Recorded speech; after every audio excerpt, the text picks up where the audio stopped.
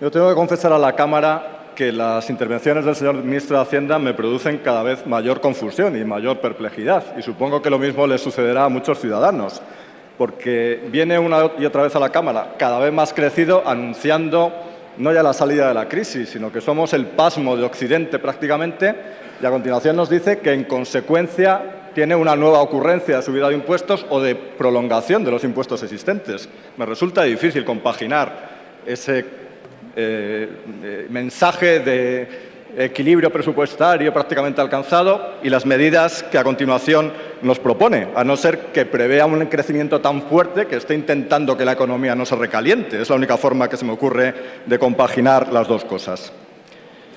Mi grupo Unión Progreso y Democracia puede compartir algunos de los objetivos que se manifiestan en este proyecto de ley. Nosotros somos partidarios también del equilibrio presupuestario a lo largo del ciclo, de la necesidad de una imposición medioambiental y de modificar, reformar las deducciones que hay en nuestro país y particularmente en el impuesto de sociedades. De lo que estamos en contra es de la forma en que esto se está haciendo, de la forma improvisada, caótica y a golpe de urgencia recaudatoria que esto se está haciendo y de la inseguridad jurídica que está creando en nuestro país para empresas y para familias. Este texto es un nuevo ejemplo de esa práctica reiterada. En primer lugar, hay unas medidas de imposición medioambiental que aparecen en el título de manera prominente, como si fuese el núcleo de lo que aquí se nos trae. Y habría seguramente acuerdo en la Cámara, nosotros participaríamos de él, sobre la necesidad de una reforma fiscal verde en nuestro país. Pero aquí lo único que se trae es una medida muy concreta, de poco calado, y no se trae nada de lo que sería esencial, que es reorientar los impuestos ya existentes según esta filosofía de imposición medioambiental. Algo necesario en la reforma fiscal.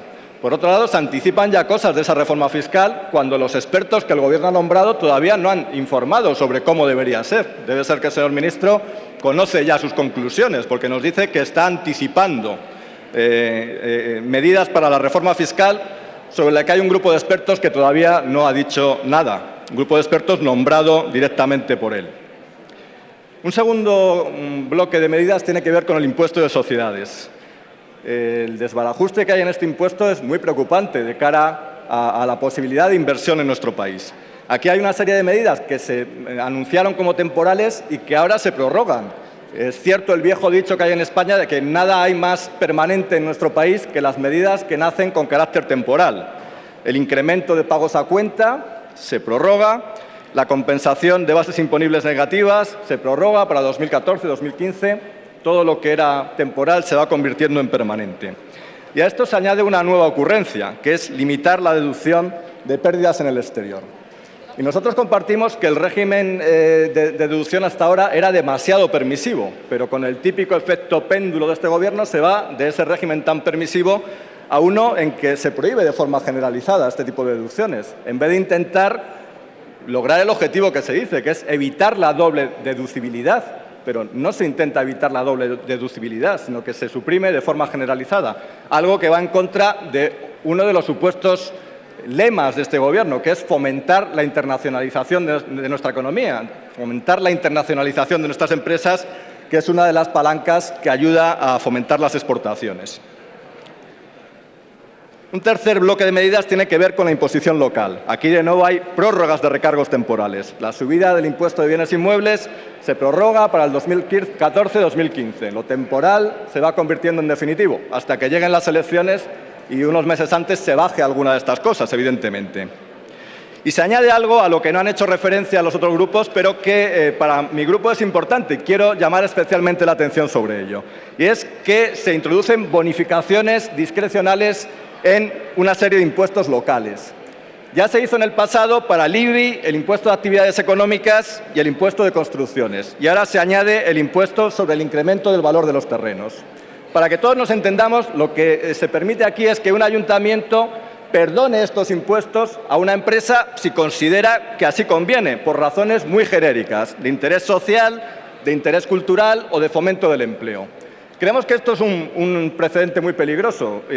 Nos alegra que esto conste en el diario de sesiones porque estamos seguros que dentro de meses, como muchos años, habrá casos en que en muchos ayuntamientos se abuse de esta práctica. Yo recuerdo una conversación con un catedrático de Hacienda en la universidad en que yo le elogiaba, y lo sigo elogiando, a los ayuntamientos como una administración muy cercana a los ciudadanos. Y él me dijo una frase que nunca olvidaré, que son una institución tan cercana a los ciudadanos que a veces pueden distinguir si uno de esos ciudadanos es su primo, es su sobrino o es su hermano.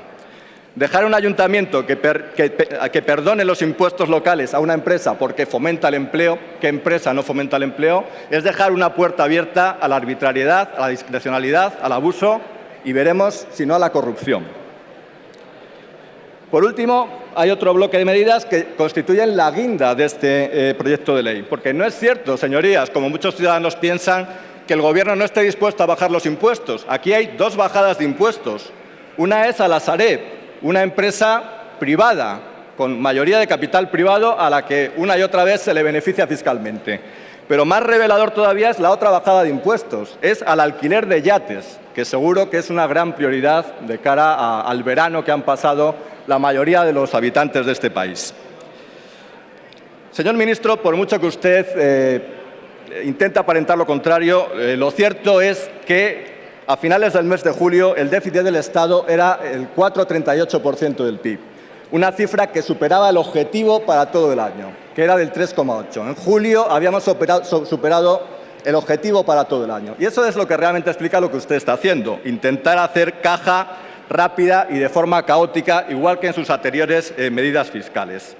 Esta es nuestra interpretación de este proyecto de ley y, en consecuencia, lo intentaremos enmendar en comisión porque, desde luego, necesita ser profundamente enmendado.